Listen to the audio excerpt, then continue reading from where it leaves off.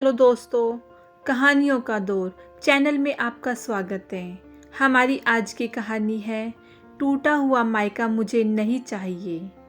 दोस्तों, इस कहानी में भाई बहन के अटूट बंधन को बताया गया है। तो चलिए कहानी शुरू करते हैं। एक छोटा सा परिवार था जिसमें 2 भाई और एक छोटी प्यारी बहन नेहा बड़ी भाभी सुधा को फ़ोन करती है और कहती है, भाभी इस बार मैं दिवाली पर आ रही हूँ।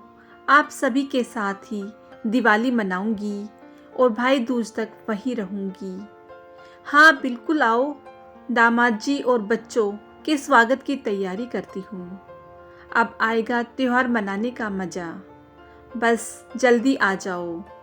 नेहा ने चहकते हुए कहा तो सुधा खुश हो गई और खुश होकर उसे सपरिवार आने का निमंत्रण दे दिया। कितने सालों से बहन से भी प्यारी छोटी ननंद के साथ त्योहार नहीं मनाया, लेकिन घर के उपजे रूखे माहौल से घबरा सी गई। खुद और देवरानी मिताली के बीच के तनाव को कैसे छुपा पाएगी, और वो भी तब जब रसोई तक अलग हो गई।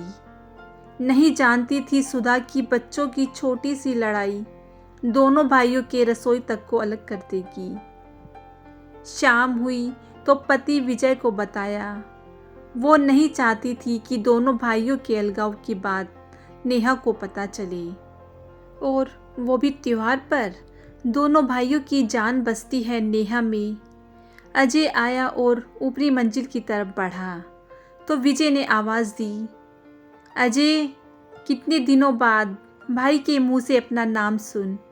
अजय भाई के पास आया और विजय ने उसे नेहा के आने की जानकारी दी और बोला, अजय मैं नहीं चाहता कि नेहा को इस घर में क्या हो रहा है उसकी जानकारी मिले, और वो भी तब जब इतने सालों बाद नेहा आ रही है दिवाली पर। तो कल से तुम लोगों का खाना भी नीचे ही बनेगा, और ध्यान रखना कि नेहा को कुछ पता न चले। मिताली से भी कह देना, जब तक नेहा यहाँ रहेगी तब तक तो हम निभा ही सकते हैं ना भाई। भैया मैं मिताली से कह देता हूँ और कल ही जाकर सारा सामान ले आता हूँ जो नेहा और बच्चों को पसंद हो। और हाँ भैया, मैं सोचता हूँ नेहा के कमरे का बेड बदल दूँ, बहुत पुराना हो गया है।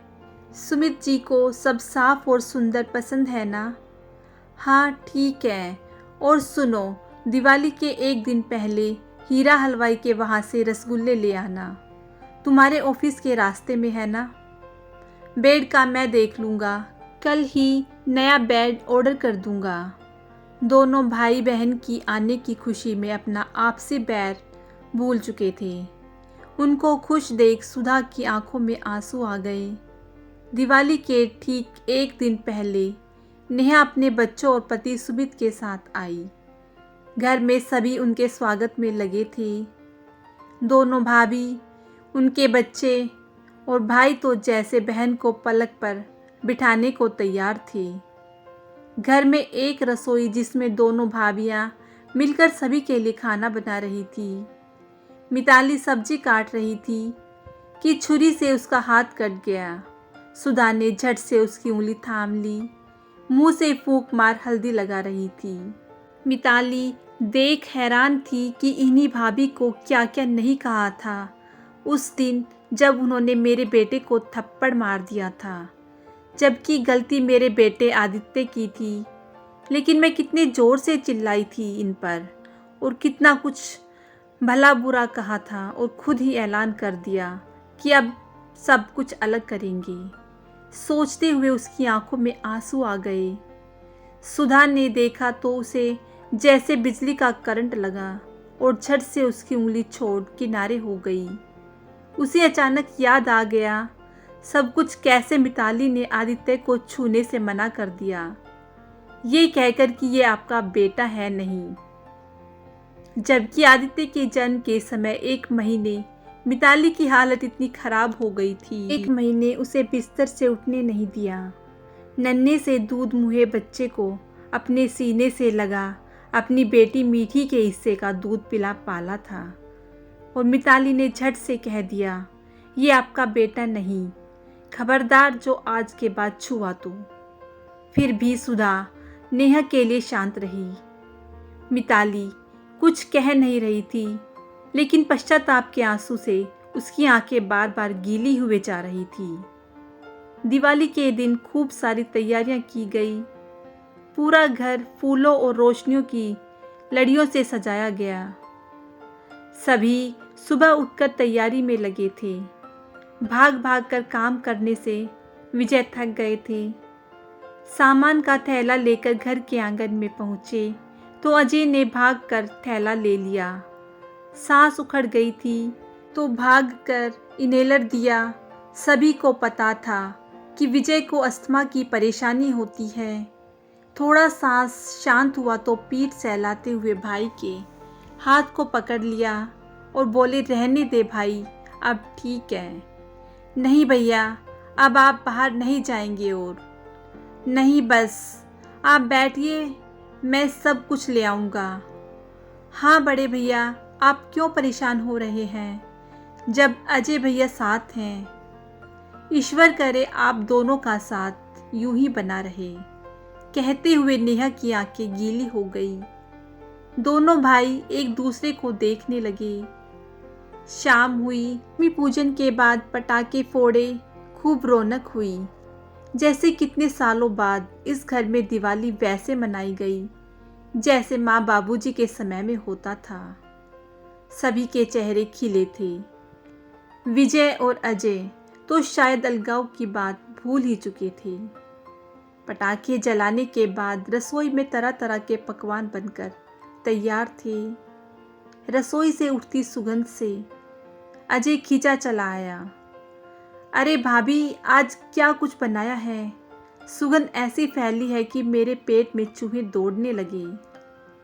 सुधा मुस्कुराती और बोल पड़ी, अजय आपकी पसंद की मखाने वाली खीर, नेहा के पसंद के मटर पनीर, दामाद बाबू के लिए केले के कोफ्ते, पनीर पकोड़े, आलू गोभी के पकोड़े, जैसे माँ बनाती थी ना वैसे। दाल चावल कचौड़ी, बस खाने बैठो तो अजय आज जल्दी उठ नहीं पाओगे। कहते हुए सुधा खिलखिला पड़ी तो अजय भी मुस्कुराने लगा। आज कितने दिनों बाद भाभी के चेहरे पर मीठी मुस्कान देखी थी। कभी छुपकर ऊपर से भाभी भैया को देखता तो उनका चेहरा उदास सा ही दिखता। अजय दौड़ता हुआ आंगन में आया। नेहा, कहाँ है तू? जल्दी भोग लगा, नहीं तो मुझे भी खाना नहीं मिलेगा। नेहा नेहा कई बार आवाज़ देने के बाद नेहा नज़र नहीं आई। सभी घबरा गए। पूरे घर में देखने के बाद सभी छत पर पहुँचे। देखा तो एक कोने में खड़ी नेहा रो रही थी। दोनों भाई भागकर उसके पास पहुँचे। विजय ने घबराते हुए पूछा, क्या हुआ बेटा, ऐसे रो क्यों रही है? हम हैं ना, बोल क्या बात हो गई? हम भाई हैं ना तेरे साथ। हाँ बोल ना, कुछ परेशानी है घर में? तू बोल तो क्या हुआ? जी तू पूछ ना। विजय घबरा से गए। नेहा को दोनों भाइयों ने अपने हाथ में समेट लिया। दोनों के गले लग खूब रोई नेहा। फिर बोल पड़ी, आप दोनों मेरे साथ हो भैया, लेकिन क्या आप सच में साथ हो? उसकी बात सुन दोनों भाई अवाक से खड़े हो गए। दोनों का हाथ पकड़ नेहा बोल पड़ी, मुझे पता था भैया यहाँ क्या चल रहा है। शर्मा आंटी मुझे मिली थी जब अपने बेटे के पास बेंगलोर आई थी। उन्होंने बताया था सब, तभी तो आई हूँ। ये त्यौहार तो एक बहाना है भैया। मैं तो आई थी कि आप दोनों को एक साथ ला सकूं। और जानते हैं भैया, आई थी दुखी मन से, लेकिन 2 दिन में इतना समझ आ गया कि आप दोनों में अभी भी कितना प्यार है। बस परिस्थितियों के कारण आप दोनों दूर हो गए थे। भैया, अगर आप दोनों चाहते हैं कि मैं यहाँ हमेशा आऊँ तो मेरा एक मायका दे दीजिए।